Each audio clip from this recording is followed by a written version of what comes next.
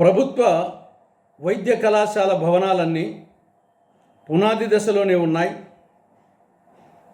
వాటిని పూర్తి చేయాలంటే ఎక్కువ డబ్బు కావాలి. అంత డబ్బు ప్రభుత్వం వద్ద లేదు.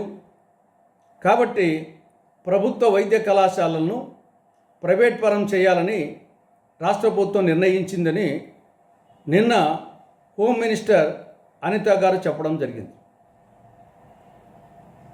ఇది చాలా దురదృష్టకరం. ఇందులో ఏమాత్రం వాస్తవం లేదు. ఇది పచ్చి అబద్ధం. బొంకర పోలిగా అంటే టంగుటూరి మిరియాలు తాటికాయంత అన్నట్లుంది అనిత గారి వ్యాఖ్యలు. ఒక్కసారి పులివెందుల మెడికల్ కళాశాలకు వద్దకు వచ్చి పరిశీలించి తర్వాత వ్యాఖ్యానించవలసిందిగా అనిత గారికి కాంగ్రెస్ పార్టీ సూచిస్తూ ఉంది. పులివెందుల మెడికల్ కళాశాలకు సంబంధించి ఇక్కడ 4 కేటగిరీలు. ఒకటి, ఆసుపత్రికి సంబంధించి 100% భవనాలు పూర్తయినాయి. రెండవది, నర్సింగ్ కళాశాలకు సంబంధించి 100% భవనాలు పూర్తయినాయి. 3 క్వార్టర్స్కు సంబంధించి మిగతా వాటికి సంబంధించి 60% పూర్తయినాయి. మెడికల్ కళాశాలకు సంబంధించి భవనాలకు సంబంధించి 60% పూర్తయినాయి. మిగతా 40% అసంపూర్తిగా ఉన్నాయి. ఇది పులివెందుల మెడికల్ కళాశాల పరిస్థితి. ఆసుపత్రి 100% పూర్తయినాయి. నర్సింగ్ కళాశాల 100% పూర్తయింది. మిగతా మెడికల్ కళాశాల క్వార్టర్సు మిగతావి 60% పూర్తయినాయి. దీన్ని ఇప్పుడొచ్చి చూసినా అనిత గారు చూడొచ్చు.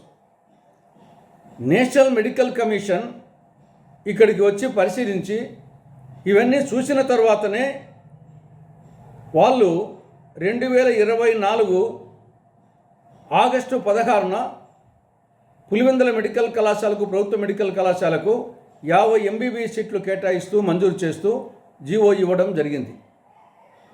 ఎప్పుడు 2024 ఆగస్టు 16న వాళ్ళు వచ్చి చూసిన తర్వాతనే. మరి నేషనల్ మెడికల్ కమిషను వాళ్ళు ఏమన్నా అవివేకులా? 50 MBBS సీట్లు ఓన్లీ పులివెందులకు మాత్రం ఎందుకు కేటాయించారు? మిగతా వాటికి ఎందుకు కేటాయించలేదు? ఇది కంప్లీట్ అయింది. ఇక్కడ కోర్సులు నిర్వహించడానికి అవకాశం ఉంది. ఇమీడియట్గా నర్సింగ్ కళాశాలలో MBBS వాళ్ళకు క్లాసులు మొదలుపెట్టచ్చు. మిగతా ఈ లోపల మెడికల్ కళాశాల పూర్తి చేయొచ్చు అన్న ఉద్దేశంతోనే నేషనల్ మెడికల్ కమిషన్ 50 MBBS సీట్లు కేటాయించింది. ఈ ప్రభుత్వం అధికారంలోకి వచ్చి 15 నెలలు దాటింది. 15 నెలల్లో ఒక 100 కోట్ల రూపాయలు ఖర్చు పెట్టి మిగతాయి కంప్లీట్ చేయలేరా? అటువంటి దీన దుస్థితిలో ఉందా రాష్ట్ర ప్రభుత్వం? బడ్జెట్టే 2025-26 బడ్జెట్టే 3,22,000 కోట్ల రూపాయలు. 3,22,000 కోట్ల రూపాయల్లో 100 కోట్ల రూపాయలు ఖర్చు పెట్టేదానికి గతి లేదా ఈ ప్రభుత్వానికి? కానీ ముందుగానే దురుద్దేశంతో ప్రైవేట్ పరం చేయాలనే దురుద్దేశం ఉంది కాబట్టి